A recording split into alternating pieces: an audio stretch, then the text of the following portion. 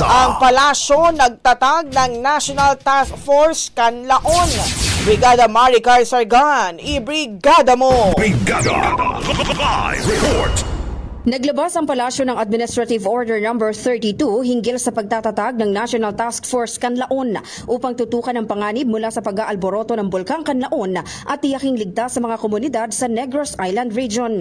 Nilagdaan ito ni Pangulong Ferdinand Marcos Jr. kahapon, April 24. Binigyang diin ng Pangulo na mahalaga ang mas matibay na koordinasyon ng mga ahensya ng gobyerno para sa mas mabilis, maayos at epektibong pagtugon sa mga kalamidad. Ang task force ay binuo bilang tugon sa patuloy na aktibidad ng Mount Canlaon na itinaas sa Alert Level 3 ng PHIVOLCS noong December 9, 2024. Ayon sa ulat ng NDRMC, umabot na sa 48,500 katao o 12,360 na pamilya ang apektado ng pagputok ng bulkan at higit 129 milyon na ang pinsala sa sektor ng agrikultura. Layunin ng task force na manguna sa recovery, rehabilitation at resettlement efforts para sa mga apektadong lugar. Pangungunahan ito ng Department of National Defense kasama ang DOST, DENR, DPWH, DSWD at iba pang kinauukulang sangay ng gobyerno bilang mga miyembro. Ang Office of Civil Defense naman ang magsisilbing sekretarya at magbibigay suporta sa task force.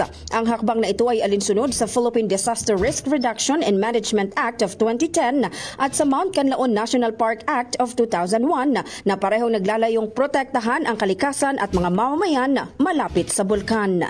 In the heart of changing lives, ako si Brigada Maricar Sargan ng 105.1 Brigada News FM Manila, The Music and News Authority. Ang bahaging ito ay hatid sa atin ng DriveMax Herbal Capsule. Lalaking angat, tumatagal.